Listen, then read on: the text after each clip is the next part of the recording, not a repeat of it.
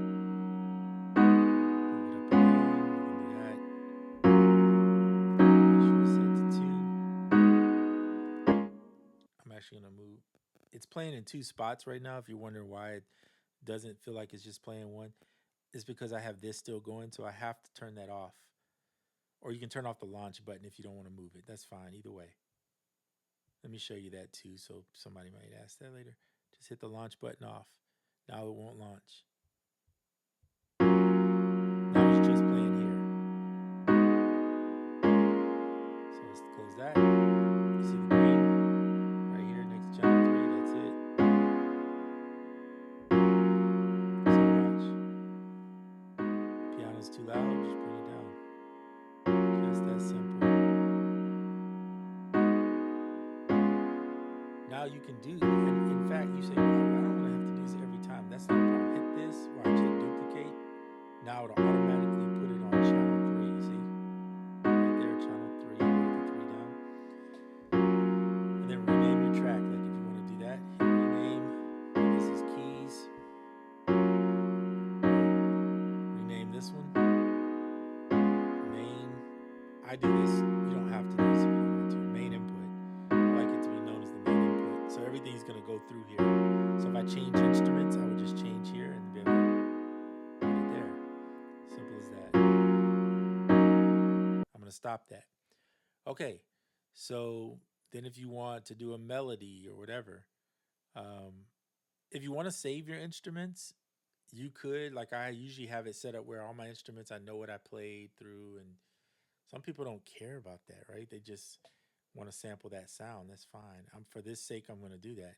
I'm going to remove the piano, and I'm going to put a new instrument in. Oh, I just got, not this. I just picked this up. It's on sale right now, 33% off. I'm not promoting it. I am beta testing some of them, but this one's available, and it actually is really good. The alto sax is $19.99 right now. That's pretty good for their stuff because their stuff is, I mean, it's like seriously good quality. One of the things I like to do with their instruments, I do this a lot, is I add reverb. And by the way, if it goes up top, it's going to go into this, so you want to make sure it's above it if you're going to use effects on this channel so that it records into it. And then I like to use the lively reverb. I find that one just works for me. It may not work for you, but you can use different ones and explore, have fun. You don't have to do exactly what I do. But that's what I like to do. This is where I played the chords. I want to keep that one, but I do want to remove this. You can leave the chord pads on it since I put the pads on that one. I'm going to make another one. This one's going to be for the Swam alto sax. So I have to grab my keyboard because I don't play that on the actual iPad. I use a keyboard, a MIDI keyboard. X Key Air is what I use, but you can use whatever you have, right? And then I like to put it there, and then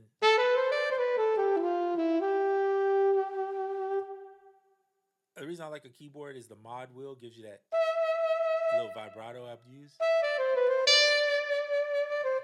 You don't use it a lot, but you use it when you need it, right? Or you can use a pitch bend.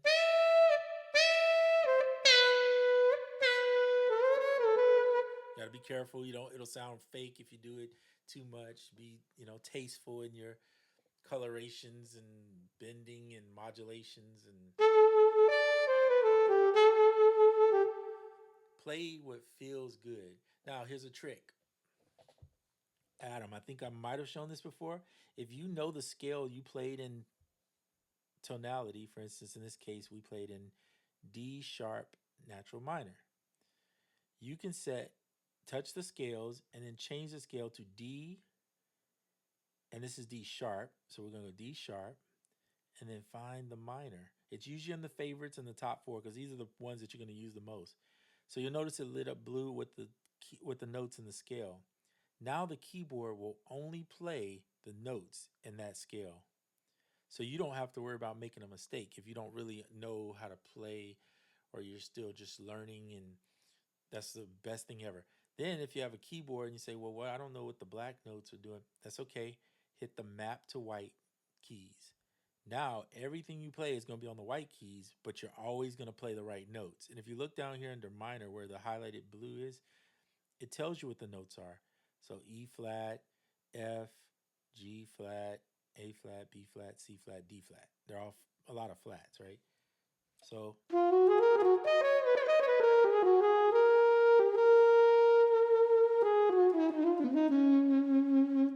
there you go. You can't make a mistake. And if you don't have a keyboard, it's okay. There's a keyboard in AUM built in. So touch it and then bring it up. You see where I touch the keyboard down here? Bring it up. Look, if you hit the black note, you'll notice it doesn't play anything because they're routed to all the white keys.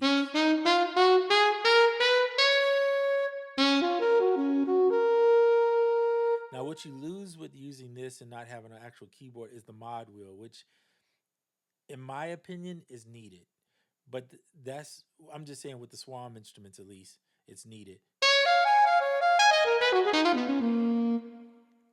You don't have to, but I like to have that little extra with it, the little vibrato that you get with it. So that's just my opinion. Doesn't really matter. It's just an opinion. Use what you have or what you know can afford or whatever the case may be, and just work within your means. This is a long video. I didn't realize I was on here this long. I'm still talking. Anyway, so now you see how that's kind of my workflow and when I put down stuff. Um, and you're welcome to ask me questions anytime. I do not trip. I'm all about helping people and whatever I can share. If I don't know it, I'll tell you I don't know it, and I'll tell you somebody that might know it. But yeah, feel free to just enjoy making music, man. That's what it's all about. iOS is a pretty cool device, and it's definitely more affordable than the computer. However, I am not a hater. I do not get upset if somebody uses the computer. In fact, I like to use the computer, but I don't have one right now, or at least not a MacBook. So at this point, iOS is what it is for me. Enjoy. Until the next one.